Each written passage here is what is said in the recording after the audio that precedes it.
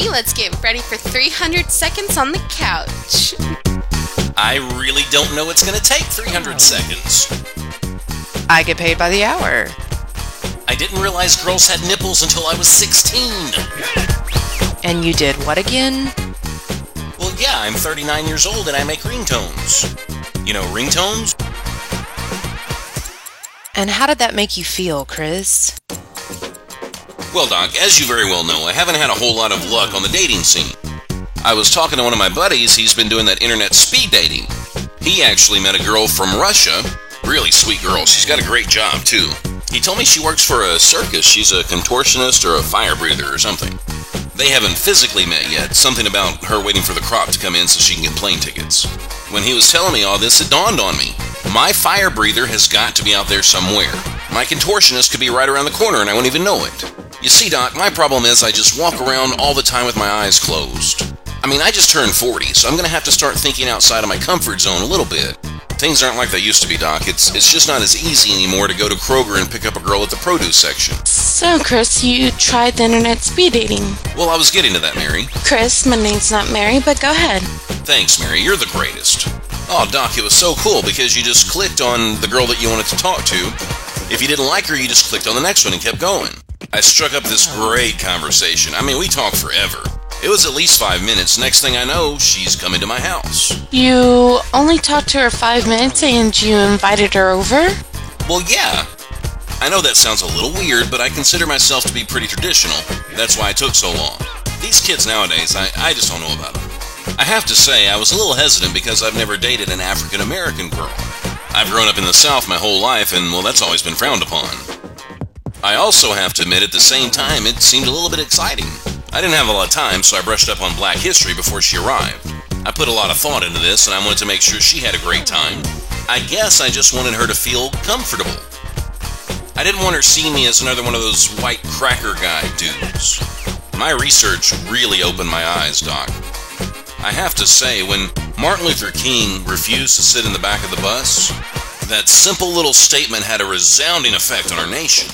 Thanks to that simple little act, today we have rap music. And rap music is a very big part of my life. Eazy-E taught me everything I need to know about women. I never thought about it until the other day, but I think there's a little bit of black in all of us. So Mona shows up at my front door. She's got this little red dress on. Her breasts were like, wow. And that booty of hers. Oh, man. The whole time I was thinking, I am so glad I found my black heritage. She had this leather bag strapped around her shoulder. I said, Simona, what's in the leather bag? She said, it's my BDSM stuff. I'm going to go to the bathroom and I'll be right back. We had talked about her BDSM lifestyle very briefly during the speed dating.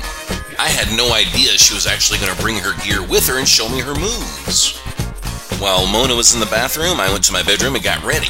I put on my sweatbands, my shorts, my sweatshirt. I was ready to go a few rounds. Chris, do you even know what BDSM is? Well, yeah, Doc, it's kind of like Tae-Bo. I used to have all the videos. I was totally prepared to give little Miss Mona a run for her money. So all of a sudden, the electricity goes off. So I get on my hands and my knees, and I'm feeling around under the bed for my flashlight. I always keep a flashlight under the bed because you can never be too prepared. It's right next to my sock. But that's another story for another session, Doc. Next thing I know, Mona kicks me right on the ass, and she's got this steel-toe boot on. I grab my flashlight, I immediately shine it right on her face, and she's dressed up like Adolf Hitler. She didn't say a word, she just threw this black leather mask at me and told me to put it on. The mask had a zipper mouth, so I put the zipper mask on, right? Then I lay down. Next thing I know, she's got these nipple clamps, and those aren't comfortable at all, Doc, let me tell you. She hooks them up to my nipples, and they're attached to a car battery. All of a sudden, this current is just going right through my nipples. I could feel it just shooting out of my toes. How did you get away from her? Well, when the current was shooting through my body, it actually made me wet myself. Oh, it was a good solid stream, too. I felt like I was 15 again. I ended up peeing all over Monica. When the urine hit her, it actually shocked the hell out of her, too.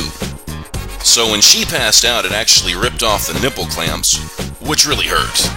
I got some crazy scars on my nipples right here. At least it'll be something for me to talk about with my buddies when we're drinking beer. So the ambulance shows up, they take Mona away, and I haven't seen her since. Here, do you want to feel my nipples, Doc? They're really tender. No.